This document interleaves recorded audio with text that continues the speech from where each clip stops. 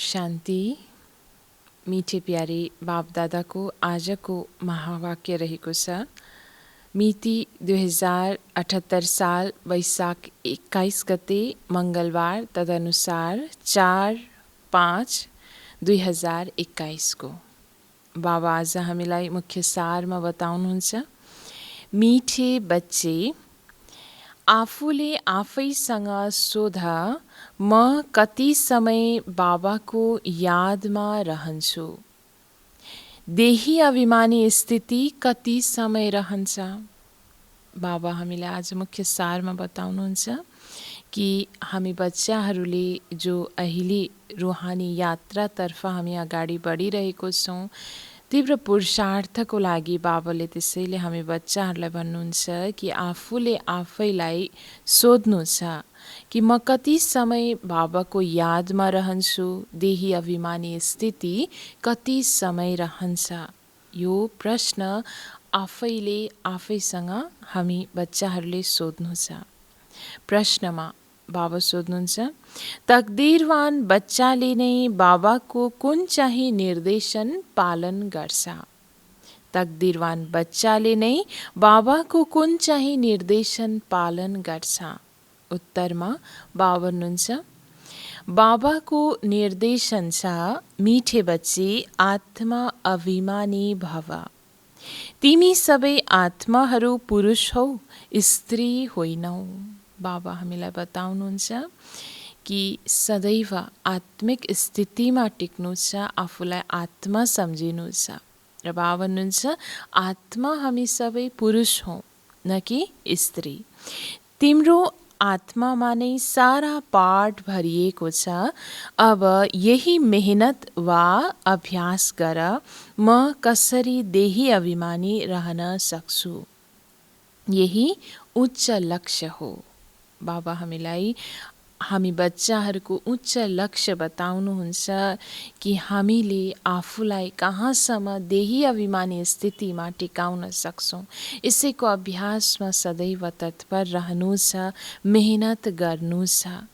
आत्मा हामीमा नै सारा पाठ भरिएको छ। हामी सम्पूर्ण आत्मा पुरुषमा भने बाबा भन्नुहुन्छ, सदैव आत्मिक स्थितिमा यसरी टिक्नु छ, देही अभिमानी रहनु छ।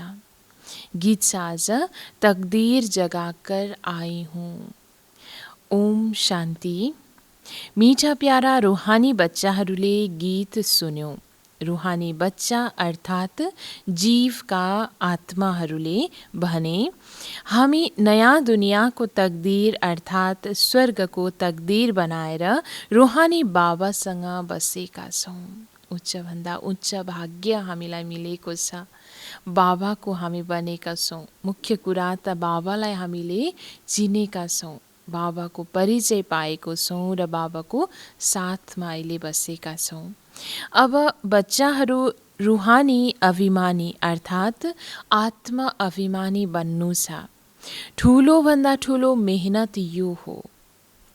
सबैभन्दा उच्च र ठुलो मेहनत नै आफूलाई आफ्नो वास्तविक स्वरूपमा टिकाउनु अर्थात् आत्मिक स्थितिमा टिकाउनु हो।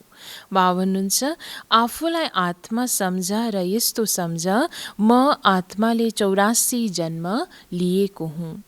कहिले बेरिस्टर, कहिले के बनेको हुँ। आत्मा पुरुष हो, सबै भाइ भाइ हुन्, न कि दिदी बहिनी। आत्मा हामी सबै पुरुष अर्थात् आपसमा भाइ भाइ हौँ।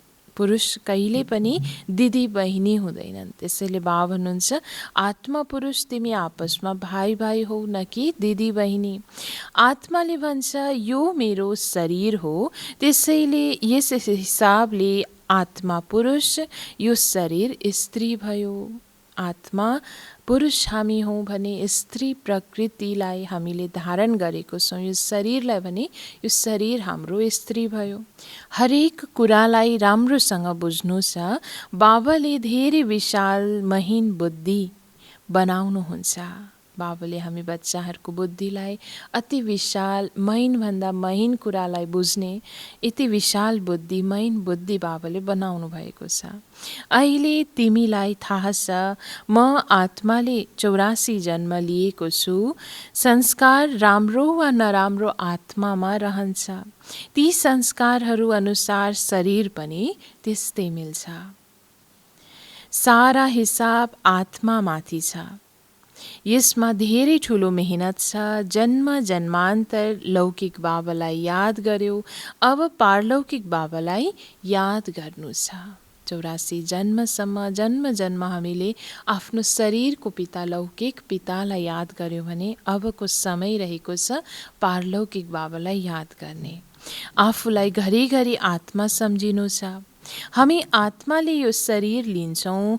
अहिले हामी आत्माहरूलाई बाबाले पढाउनुहुन्छ। यो हो रुहानी ज्ञान जुन रुहानी बाबाले दिनुहुन्छ। पहिलो मुख्य कुरा हो बच्चाहरू देही अभिमानी भएर रहनु छ। बाबाले सबैभन्दा पहिलो पाठ हामीलाई पढाउनु भएको छ, बच्चे देही अभिमानी भएर रहनु छ। देही अभिमानी भएर रहनु छ। यो धेरै उच्च लक्ष्य हो। ज्ञान उच्च होइन। ज्ञानमा मेहनत छैन। सृष्टि चक्रलाई जान्नु यो हो इतिहास भूगोल। उच्चभन्दा उच्च बाबा हुनुहुन्छ। फेरि छन् सूक्ष्म वतनका देवताहरू। विश्वको इतिहास भूगोल त मनुष्य सृष्टिमा छ। मूल वतन सूक्ष्म वतनमा कुनै इतिहास भूगोल हुँदैन। त्यो हो नै शान्तिधाम। आफ्नो घर मूल वतन शान्तिधाममा कुनै इतिहास भूगोलको कुरा आउँदैन। यस सृष्टि मनुष्य लोकमा नै इतिहास भूगोल चल्छ। बाबा भन्नुहुन्छ सत्ययुग हो सुखधाम, कलयुग हो दुःखधाम। यहाँ रावण राज्यमा कसैलाई शान्ति मिल्न सक्दैन। अहिले दुनियाँ रावण राज्य चलिरहेको छ भने बाबा भन्नुहुन्छ यस पुरानो दुनियाँमा शान्ति कसैलाई मिल्न सक्दैन। अब तिमी बच्चाहरूलाई ज्ञान मिलेको छ। हामी आत्माहरू हौँ नै शान्तिधाममा रहनेहरू। यी अङ्गहरू कर्म गर्नको लागि हुन्। चाहे कर्म गर वा नगर। यो शरीर यो अङ्गहरू हामीलाई मिलेको छ कर्म गर्नको लागि। बाबा भन्नुहुन्छ हामी त आत्मा हौँ। हाम्रो स्वधर्म शान्ति हो। कर्मयोगी हौ नि। कर्म अवश्य गर्नु छ। कर्म पनि हामी बच्चाहरूले अवश्य गर्नु छ आफ्नो शरीरको मार्फत। बाबा भन्नुहुन्छ कर्म सन्यासी कहिल्यै हुन सकिँदैन। यो पनि यी सन्यासीहरूको पाठ हो। घरबार छोडेर जान्छन्, खाना पकाउँदैनन्, गृहस्थीहरूसँग भिक्षा माग्छन्। फेरि पनि ती गृहस्थीहरू कहाँ खान्छन्। घरबार छोडेर कर्म त फेरि पनि गर्छन्। कर्म सन्यास त हुन सक्दैन। बाबा भन्नुहुन्छ कर्म सन्यासी कोही पनि बन्न सक्दैनन् किनकि कुनै न कुनै कर्म यो शरीर मार्फत भइ नै रहेको हुन्छ। कर्म सन्यास तब हुन्छ जब आत्मा शान्तिधाममा रहन्छ। त्यहाँ कर्मेन्द्रियहरू नै हुँदैनन् भने कर्म कसरी गर्ने। यसलाई कर्मक्षेत्र भनिन्छ। यो सृष्टिलाई भनिन्छ नै कर्मक्षेत्र। भने कर्म बिना कोही पनि रहन सक्दैनन्। यहाँ कर्म बिना रहने त मात्रै आफ्नो घर परमधाममा हो जहाँ कुनै हाम्रो कर्मेन्द्रिय त्यहाँ हुँदैन। कर्मक्षेत्रमा सबै आउनुपर्छ। त्यो हो शान्तिधाम अथवा मूल वतन। यस्तो होइन ब्रह्ममा आत्मा लीन हुनु छ। आत्माहरू शान्तिधामका निवासी हुन्। फेरि यहाँ कर्मक्षेत्रमा पाठ खेल्न आउँछन्। यो हो विस्तृत कुरा। बाबाले यसरी हामी बच्चाहरूलाई विस्तृत ज्ञानको कुराहरू सुनाउनुहुन्छ। छोटकरीमा त भनिन्छ आफूलाई आत्मनिश्चय गर अनि बाबालाई याद गर, तब विकर्म विनाश हुन्छ। विस्तृत कुरा विस्तारको कुरा अनेक छ ज्ञानको, तर बाबा छोटकरीमा हामीलाई मुख्य कुरा बताउनुहुन्छ कि आफूलाई आत्मनिश्चय गरेर एक पिता परमात्मालाई याद गर, तब नै आत्माको विकर्म विनाश हुन्छ। यसलाई नै भारतखण्डको प्राचीन योग भनिन्छ। वास्तवमा यसलाई योग पनि होइन, याद भन्नुपर्छ। यसमा मेहनत छ। योगी धेरै कम बन्छन्। योगको शिक्षा पहिला चाहिन्छ, पछि ज्ञान।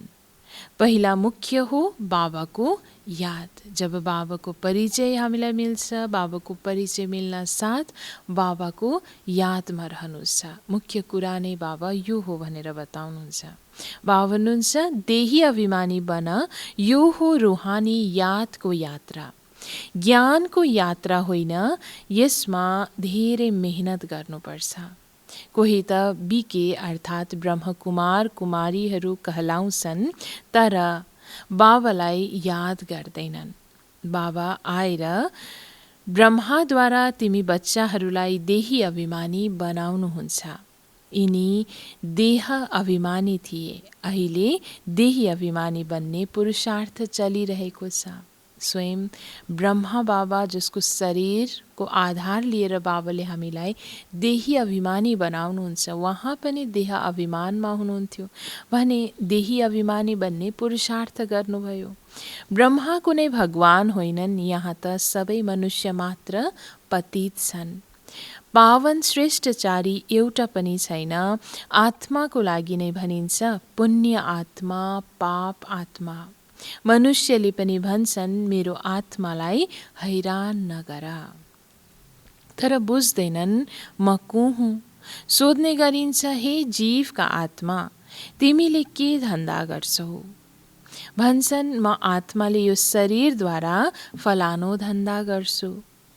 सबैभन्दा पहिला यो निश्चय गरेर बाबालाई याद गर। सबैभन्दा पहिला बाबा भन्नुहुन्छ पहिला आफूलाई आत्मनिश्चय गरेर बाबालाई याद गर्नु छ। यो रुहानी ज्ञान बाबाले सिवाय कसैले दिन सक्दैन। बाबा आएर देही अभिमानी बनाउनुहुन्छ। यस्तो होइन ज्ञानमा कोही अगाडि जान्छ भने ऊ पक्का देही अभिमानी बनेको हुन्छ। देही अभिमानी जो हुन्छ उसले ज्ञानलाई राम्रोसँग धारणा गरेको हुन्छ। बाँकी त धेरै छन् जसले ज्ञानलाई राम्रोसँग बुझेका छन् तर शिव बाबाको याद भुल्छन्। बाबा भन्नुहुन्छ ज्ञानको मुख्य धारणा नै हो बाबाको याद गर्नु। ज्ञानी ऊ नै हो सच्चा जसले यो ज्ञानलाई धारणा गरेको हुन्छ राम्रोसँग। तर बाँकी बाबा भन्नुहुन्छ ज्ञानलाई राम्रोसँग बुझ्नेहरू त छन् तर धारणा गर्नेहरू धेरै कम छन्, जसले शिव बाबाको याद घरिघरि भुल्ने गर्छन्।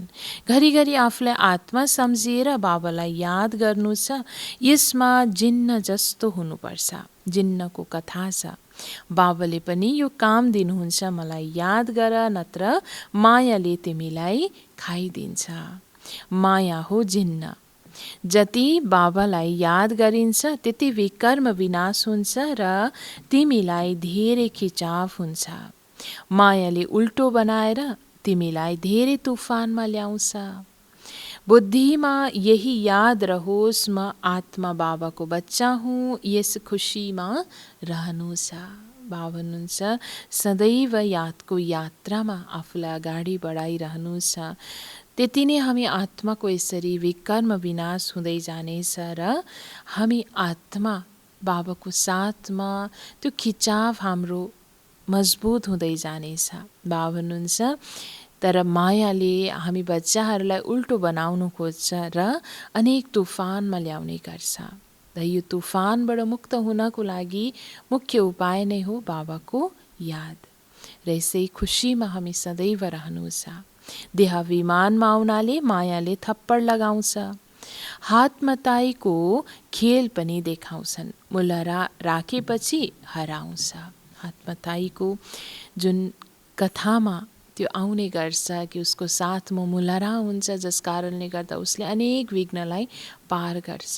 अनेक विघ्न उसको सामुन्ने आए तापनि त्यस मुलहराले उसलाई धेरै मद्दत गरिरहेको हुन्छ। त्यस्तै बाबाले पनि हामी बच्चाहरूलाई यादको, ज्ञानको मुलहरा दिनुभएको छ, जसले हामीले आफ्नो साथमा राख्न साथ मायाबाट हामी जित प्राप्त गर्न सक्छौँ। मायाले कहिले पनि हामीलाई हराउन सक्दैन। तिमीलाई पनि मायाले हैरान पार्दैन यदि बाबाको यादमा बस्यौ भने। यसैमा नै युद्ध चल्छ। तिमीले पुरुषार्थ गर्छौ याद गर्ने, तर मायाले यसरी नाकलाई समात्छ जसकारण याद गर्न दिँदैन। बाबा हुनुहुन्छ यसरी मायाले पटक पटक हामी आत्मालाई अनेक विघ्नमा फसाउने गर्छ। बाबा हुनुहुन्छ बच्चाहरूको नाकलाई यसरी समात्छ जसकारण याद गर्नै सक्दैनन् बच्चाहरूले बाबाको।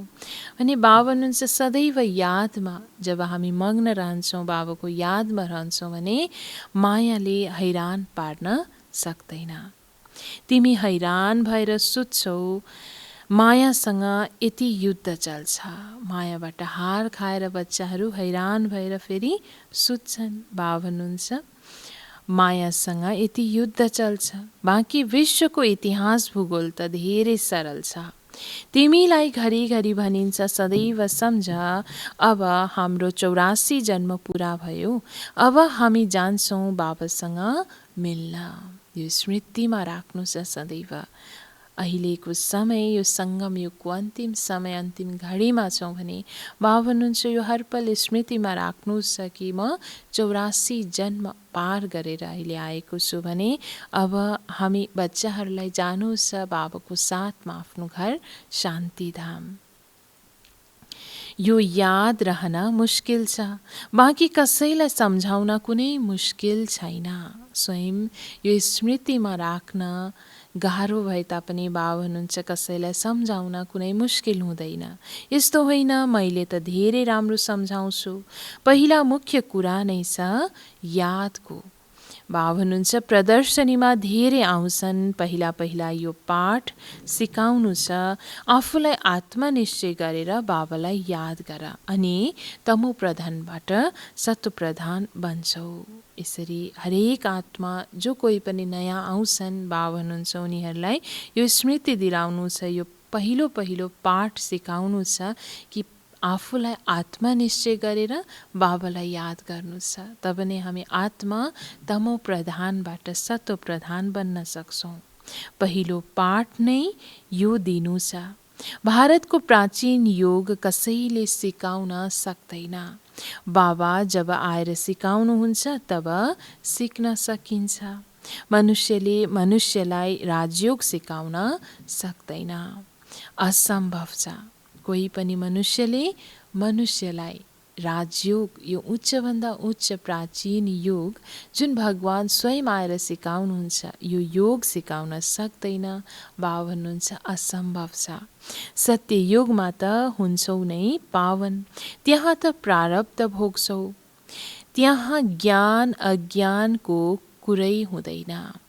भक्ति मार्गमा नै बाबालाई पुकार्छन्, आएर दुःख हरेर सुख दिनुहोस्। सत्ययुग त्रेतामा कुनै गुरु गोसाई हुँदैनन्, त्यहाँ त सद्गति पाइसकेका हुन्छन्। सद्गतिको वर्षा 21 जन्मको लागि तिमीले पाउन सक्छौ 21 पिँढी। भन्छन् ब्रह्मकुमारी त्यो हो जसले 21 पिँढीको उद्धार गर्छन्। यो यहाँ नै गायन गरिन्छ। यहाँ नै तिमीलाई 21 पिँढीको वर्षा मिल्छ। त्यहाँ तिमी एउटै देवी देवता धर्मका हुन्छौ, अरू कुनै धर्म हुँदैन। आदि सनातन देवी देवता धर्म एकमात्र त्यहाँ धर्म हुन्छ, अरू कुनै पनि अरू धर्म हुँदैन। बाबा आएर तिमीलाई मनुष्यबाट देवता बनाउनुहुन्छ। पवित्र नभएसम्म हामी कसरी फर्केर जान सक्छौँ? यहाँ त सबै विकारी पतित छन्। जो धर्म स्थापक छन् उनीहरूले फेरि पालना गर्छन्। उनीहरूको धर्मको वृद्धि हुँदै जान्छ, फर्केर कोही पनि जान सक्दैन। एउटा पनि कलाकार फर्केर जान सक्दैन। सबैलाई सतो प्रधान सतो रजो तमोमा आउनु नै छ। ब्रह्माको लागि पनि भन्छन् ब्रह्माको दिन ब्रह्माको रात। के सृष्टिमा एक्लै ब्रह्मा मात्रै होलान् त? अहिले तिमी ब्राह्मण कुलको बनिरहेका छौ। तिमी रातमा थियौ, अब दिनमा गइरहेका छौ। हामी अन्धकार, जुन अज्ञानताको अन्धकार, दुःखको अन्धकार रात्रिमा थियौँ भने बाबाले अहिले हामीलाई सङ्गम युगमा ल्याएर नयाँ शुभ प्रभात अर्थात् नयाँ दिनमा लाँदै हुनुहुन्छ। तिमीलाई सम्झाइएको छ कति समय पूज्यपनमा रहन्छौ, कति जन्म पुजारी बन्छौ। जबसम्म बाबा आउनुहुन्न तबसम्म कोही भ्रष्टाचारीबाट श्रेष्ठचारी बन्न सक्दैन। भ्रष्टाचारी उसलाई भनिन्छ जो विकारबाट पैदा हुन्छ। त्यसैले यसलाई नर्क भनिन्छ। सम्पूर्ण आत्माले भ्रष्टाचारी छन् भने बाबा भन्नुहुन्छ यो दुनियाँ अहिले नर्क गायन गरिएको छ। बाबा भन्नुहुन्छ स्वर्ग र नर्क दुवैमा यदि दुःख भयो भने फेरि त स्वर्ग नै भनिँदैन। जबसम्म पुरा बुझेका हुँदैनन् उल्टो सुल्टो प्रश्न गर्छन्। तिमीले सम्झाउनु छ भारतवर्ष धेरै उच्च थियो। जसरी ईश्वरको महिमा अपरम अपार छ, त्यसै गरी भारतको पनि महिमा अपरम अपार छ। भारत के थियो, यस्तो कसले बनायो? बाबा भन्नुहुन्छ जुन भारत खण्ड उच्चभन्दा उच्च थियो, यसलाई फेरि कसले यस्तो बेहालको बनायो त? बाबाले जसको महिमा गाउँछन्, बाबा भन्नुहुन्छ बाबा नै आएर बच्चाहरूलाई विश्वको मालिक बनाउनुहुन्छ। बाबा नै आएर यस धरामा हामी आत्मालाई विश्वको मालिक बनाउनुहुन्छ। यस विश्वधरालाई स्वर्ग समान बनाउनुहुन्छ। मनुष्य मात्रलाई दुर्गतिबाट सद्गतिमा लैजानुहुन्छ। शान्तिधाममा लिएर जानुहुन्छ, जसको लागि नै मनुष्यहरूले पुरुषार्थ गर्छन्। जहाँ जानको लागि नै मनुष्य आत्माहरूले अज्ञानमा भएर पनि पुरुषार्थ अनेक गरिरहेका छन्, भक्ति अनेक गरिरहेका छन्, जप तप अनेक गरिरहेका छन्। त्यस आफ्नो निराकार दुनियाँमा जानको लागि भने बाबा आएर हामी बच्चाहरूलाई लिएर जानुहुन्छ। बाबा भन्नुहुन्छ सम्पूर्ण आत्माहरूलाई सद्गति दिनेवाला म एक नै हुँ। त्यसलाई अटल सुख, अटल शान्ति, अटल पवित्रता भनिन्छ। त्यहाँ तिमी सुखमा पनि हुन्छौ, शान्तिमा पनि हुन्छौ र बाँकी आत्माहरू शान्तिमा रहन्छन्। जब हामी आत्माहरू अटल सुख, शान्ति, पवित्रताले भरिपूर्ण दुनियाँ, नयाँ दुनियाँमा हुन्छौँ। बाबा भन्नुहुन्छ अन्य अरू आत्माहरू, अरू धर्मका आत्माहरू भने शान्तिमा हुन्छन् अर्थात् शान्तिधाममा हुन्छन्। सबैभन्दा बढी जन्म तिमीले लिन्छौ, बाँकी कम जन्म लिनेहरू अटल शान्तिमा रहन्छन्। उनीहरू मानौ लामखुट्टे सरह आएर एक आधा जन्म पाठ खेल्छन्। त्यसको के महत्त्व? त्यसको कुनै महत्त्व हुँदैन। लामखुट्टेको के महत्त्व छ? रातमा नै जन्म लिन्छन्, रातमा नै मर्छन्। यस समयमा धेरै जसोले शान्ति नै चाहन्छन्, किनकि यस समयका गुरुहरू हुन् शान्तिमा जानेवाला। बाबा भन्नुहुन्छ हरेक आत्माको अहिले चाहना नै छ शान्ति, अर्थात् शान्ति धाममा जाने हरेक आत्माको चाहना रहेको छ। सच्चा शान्तिको प्राप्तिको लागि नै आत्माहरू अहिले पुरुषार्थ गरिरहेका छन्। अनेकले पनि शान्तिको मार्ग नै विशेष बताइरहेका छन्, तर सच्चा मार्ग एक बाबाले नै हामीलाई बताउनुहुन्छ आफ्नो सच्चा शान्ति धामको। तिमी यहाँ आएका छौ स्वर्गवासी बन्नको लागि। स्वर्गवासीलाई शान्तिवासी भनिँदैन। शान्तिवासी निराकारी दुनियाँलाई भनिन्छ। मुक्ति शब्द गुरुहरूबाट सिक्छन्। बाबा भन्नुहुन्छ माताहरूले व्रतमा नियम राख्छन् वैकुण्ठपुरीमा जानको लागि। कोही मर्यो भने पनि भन्छन् स्वर्गवासी भयो। कुनै जाने होइन तर यस्तो मान्छन्। कोही शरीर छोड्न साथ स्वर्गमा जाने त होइन, न कुनै अहिलेको समयमा स्वर्ग छ, तर मात्रै भन्ने गर्छन्, मान्यता राख्छन्। बाबा भन्नुहुन्छ सम्झन्छन् दुनियाँ वैकुण्ठ थियो। शिव बाबा यहाँ नै आएर स्वर्गको रचना रच्नुहुन्छ, अवश्य यही नै रच्नुहुन्छ। बाबा यस धरामा अहिलेको पुरानो दुनियाँमा आएर नयाँ दुनियाँको स्थापना गर्दै हुनुहुन्छ। स्वर्गमा त आउनुहुन्न, भन्नुहुन्छ म आउँछु स्वर्ग र नर्कको सङ्गममा। नर्कको र स्वर्गको सङ्गम अर्थात् कलियुग र सतयुगी दुनियाँको सङ्गमको समय यस पुरुषोत्तम सङ्गम युगमा बाबा आउनुहुन्छ। कल्प कल्पको सङ्गममा आउनुहुन्छ। उनीहरूले फेरि युगे युगे लेखिदिएका छन्। कल्प शब्द भुलेका छन्। यो पनि खेल बनेको छ, फेरि त्यही दोहोरिन्छ। यस अन्तिम जन्ममा तिमीले बाबालाई र सृष्टि चक्रलाई जानेका छौ। कसरी स्थापना हुन्छ नम्बरवार, त्यो अहिले तिमीले जानेका छौ। यो सारा खेल तिम्रो नै बनेको छ। बाबा भन्नुहुन्छ कि 84 जन्म पुरा अलराउन्ड पार्ट बजाउनेवाला तिमी ब्राह्मण आत्माहरू हो भने सारा खेल तिम्रो नै अहिले बनेको छ।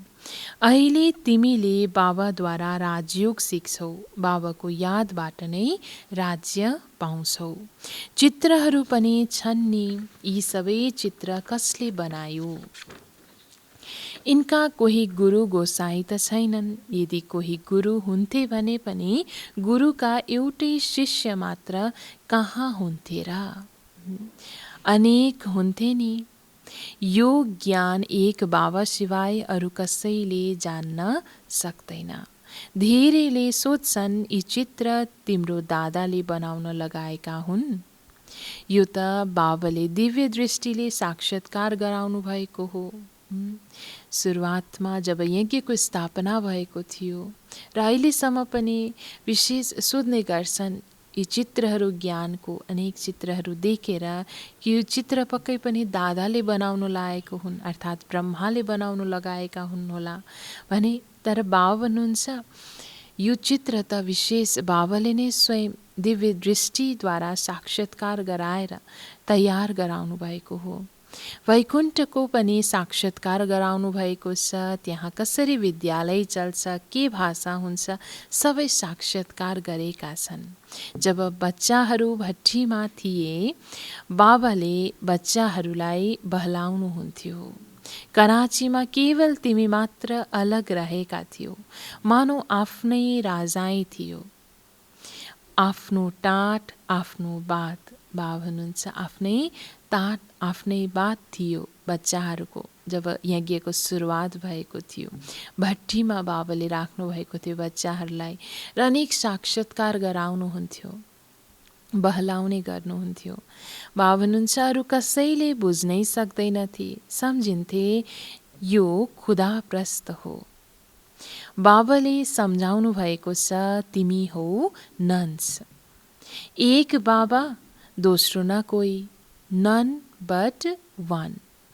एक बाबा सिवाय अरू कसैको याद गर्नु छैन। ती नन्सले क्राइस्टलाई मात्र जानेका हुन्छन्, उनी सिवाय कसैलाई होइन। तिमीलाई थाहा छ वर्षा एक शिव बाबाबाट मिल्छ। शिव बाबा त हुनुहुन्छ नै बिन्दु। उहाँले पनि कोहीद्वारा नै सम्झाउनुहुन्छ नि। बाबा आउनुहुन्छ हामी बच्चाहरूलाई ज्ञान दिनको लागि, तर यस ज्ञान अर्थात् पढाइ पढाउनको लागि कसैले कसैलाई त आधार लिनुभएको हुनुपर्छ। प्रजापिता ब्रह्मा त अवश्य यहाँ छन्। बाबा भन्नुहुन्छ यिनको धेरै जन्मको अन्त्यको जन्ममा पतित शरीरमा प्रवेश गर्छु। बाबा स्वयं नै भन्नुहुन्छ कि बच्चे म यस ब्रह्माको शरीर जुन पुरानोभन्दा पुरानो पतित शरीरमा अन्त्यको जन्ममा आएर प्रवेश गर्छु। अच्छा, मीठे मीठे सिक्किलिँदै बच्चाहरूप्रति माता पिता बाप दादाको याद प्यार एवं गुड मर्निङ। रुहानी बाबाको रुहानी बच्चाहरूलाई नमस्ते। हामी रुहानी बच्चाहरूको रुहानी माता पिता बाप दादालाई गुड मर्निङ, नमस्ते बाबा, नमस्ते। धारणाको लागि मुख्य सार 1 नम्बरमा बाबा भन्नुहुन्छ, ज्ञानलाई राम्रोसँग धारणा गरेर देही अभिमानी बन्नु छ। यही मेहनत गर्नु छ। यो नै उच्च लक्ष्य हो। यस मेहनतले आत्मालाई सत्वप्रधान बनाउनु छ। बाबा धारणा 1 मा आज भन्नुहुन्छ कि ज्ञानलाई राम्रोसँग धारण गरेर सच्चा सच्चा देही अभिमानी बन्नु छ। यही मेहनत, यही अभ्यास गर्नु छ। यो नै उच्च लक्ष्य बाबाले हामीलाई दिनुभएको छ भने यस मेहनतले नै आत्मा स्वयंलाई हामीले सत्वप्रधान बनाउनु छ। धारणा 2 मा जिन्न बनेर यादको यात्रा गर्नु छ। मायाले जतिसुकै विघ्न पारोस् तर मुखमा मुलहरा राख्नु छ। मायाबाट हैरान हुनु छैन। एकको यादमा रहेर तुफान हटाउनु छ। बाबा धारणा 2 मा आज भन्नुहुन्छ कि जिन्न बनेर यादको यात्रा गर्नु छ। मायाले जतिसुकै अनेक विघ्नमा ल्याए तापनि, विघ्नमा फसाए तापनि बाबा भन्नुहुन्छ तर मुखमा मुलहरा राख्नु छ। अर्थात् ज्ञान र यादको मुलहरा साथमा राख्नु छ। मायाबाट कहिले हैरान हुनु छैन। एक बाबाको यादमा रहेर तुफानलाई हटाउँदै जानु छ। बाबा आज हामीलाई वरदान दिनुहुन्छ, अलौकिक खेल र खेलौनासँग खेल्दै सदा शक्तिशाली बन्ने अचल अडोल भव। अलौकिक खेल र खेलौनासँग खेल्दै सदा शक्तिशाली बन्ने अचल अडोल भवको वरदान बाबा आज हामीलाई दिनुहुन्छ। वरदानको विस्तारमा बाबा भन्नुहुन्छ, अलौकिक जीवनमा मायाको विघ्न आउनु पनि अलौकिक खेल हो। जसरी शारीरिक शक्तिको लागि खेल गराइन्छ, त्यस्तै अलौकिक युगमा परिस्थितिलाई खेलौना सम्झेर यो अलौकिक खेल खेल। यी परिस्थितिहरूसँग न डराऊ न आत्तिऊ। सर्वसङ्कल्प सहित स्वयंलाई बाप दादामाथि बलिहार गरिदेऊ। तब मायाले कहिले आक्रमण गर्न सक्दैन। सधैँ अमृत बेला साक्षी बनेर स्वयंलाई सर्वशक्तिहरूले श्रृङ्गार गर, तब अचल अडोल रहन्छौ। यसरी बाबाले हामीलाई सदा अचल अडोल रहने विधि हामीलाई दिनुहुन्छ कि सदैव अमृत बेला साक्षी भएर स्वयं आत्मालाई सर्वशक्तिले भरिपूर्ण गर्नु छ। सर्वशक्तिद्वारा श्रृङ्गार गर्नु छ र यसरी सदैव तयार रहनु छ हर अलौकिक खेल खेल्नको लागि। यस अलौकिक समयमा बाबा भन्नुहुन्छ, कहिले पनि मायासँग आत्तिनु डराउनु छैन, तर स्वयंलाई शक्तिशाली बनाउनको लागि यो खेललाई खेल सम्झेर खेल्नु छ। कुनै विघ्न, कुनै परिस्थिति सम्झेर होइन। स्लोगनमा बाबा भन्नुहुन्छ, कुनै पनि संसारी समाचार सुन्नु सुनाउनु यो पनि स्वयंमा फोहोर जम्मा गर्नु हो। बाबा भन्नुहुन्छ कि कुनै पनि संसारी समाचारहरूको लेनदेन गर्नु, सुन्नु सुनाउनु यो पनि स्वयं आत्मामा फोहोर जम्मा गर्नु हो।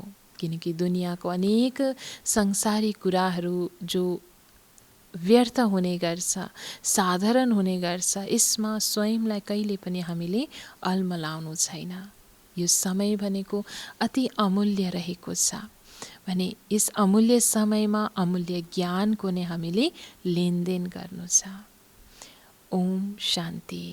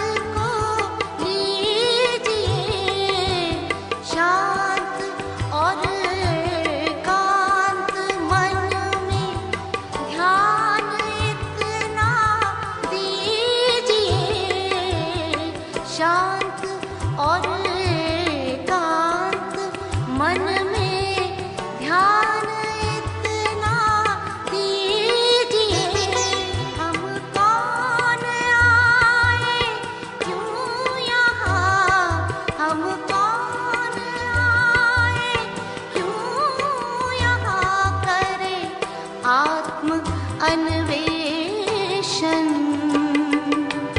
आत्मचिंतन से ही होगा आत्म परिवर्तन। आत्म परिवर्तन करेगा, आत्म परिवर्तन करेगा, विश्व परिवर्तन आत्मचिंतन से ही होगा।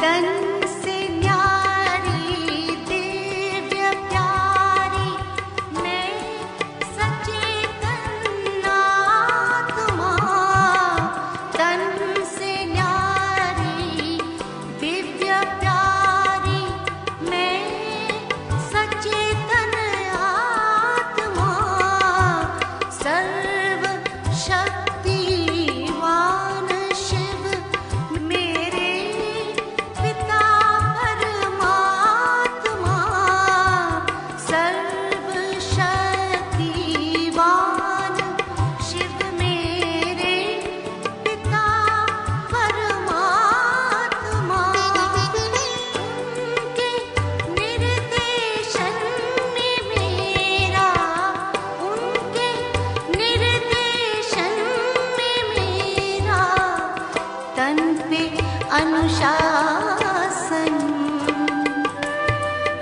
आत्मचिंतन से ही होगा आत्म परिवर्तन।